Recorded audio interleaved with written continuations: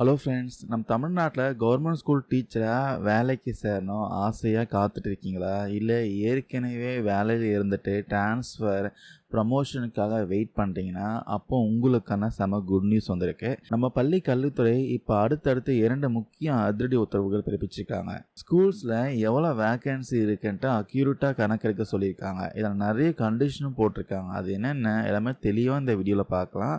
பொதுவாக ஒவ்வொரு வருஷமும் புது கல்வியானம் தொடங்குறதுக்கு முன்னாடி ஸ்கூல்ஸில் எவ்வளோ டீச்சர் போஸ்டிங் காலியாக இருக்குன்ட்டு கவர்மெண்ட் பார்த்தீங்கன்னா கணக்கெடுப்பாங்க.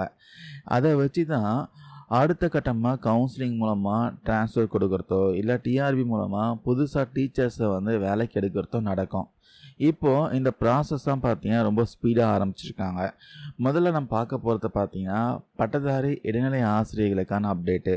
பள்ளி கல்வி இணை இயக்குனர் பார்த்தீங்கன்னா எல்லா மாவட்ட முதன்மை கல்வி அலுவலருக்கும் ஒரு ஸ்ட்ரிக்டான உத்தரவு போட்டிருக்காரு.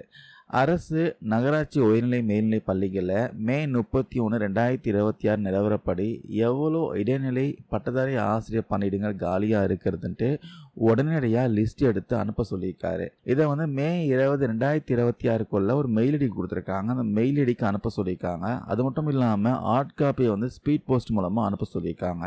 இதில் கல்வித்துறை கொடுத்துருக்க 3 முக்கியமான ரூல்ஸ் கொடுத்துருக்காங்க. அது என்னன்னா, கடந்த 1/8/2025 அன்னைக்கு நபர் இல்லாத உபரி பணியிடம், அதாவது சர்ப்ளஸ் போஸ்ட் வித்தவுட் பர்சன் அப்படின்னு கணக்கு காட்டி இயக்குநரத்துக்கு ஒப்படைக்கப்பட்ட போஸ்டிங்ஸை எந்த காரணத்தை கொண்டும் காலி பணியிடமாக காட்டக்கூடாது. இரண்டாவது, ஸ்கூலில் பார்த்தீங்கன்னா எக்ஸ்ட்ராவாக தேவைப்படுற போஸ்டிங்கையும் வேக்கன்சியாக காட்டக்கூடாது, காலி பணியிடமாக காட்டக்கூடாது. மூணாவது, வேக்கன்சின்னு ஒரு லிஸ்ட்டை அனுப்புனா அது நிஜமாகவே இப்போ நிரப்ப தகுந்த இடமா இருக்கணும். முக்கியமாக அந்த காலி பணியிடம் IFHRMS போர்ட்டலில் அப்டேட் ஆகியிருக்கான்னு செக் பண்ணிட்டு தான் அனுப்பணுன்ட்டு ரொம்ப கிளியராக சொல்லியிருக்காங்க.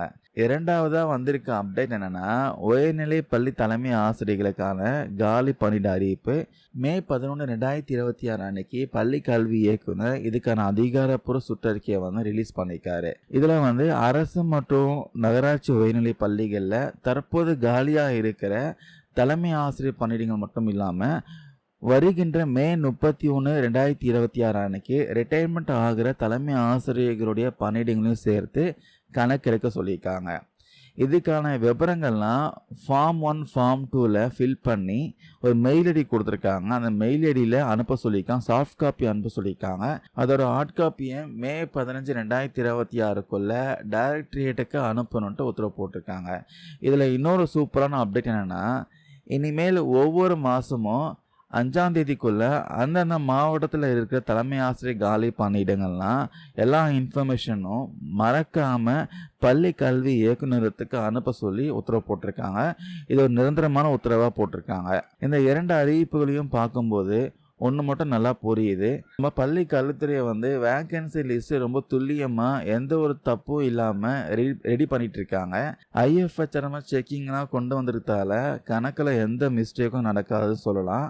ஸோ டீச்சர்ஸ் சொந்தங்களே, இந்த வேக்கன்சி லிஸ்ட்லாம் இப்போ கலெக்ட் பண்ணுறத பார்த்தா சீக்கிரமாகவே ட்ரான்ஸ்ஃபர் கவுன்சிலிங் நடக்கணும்.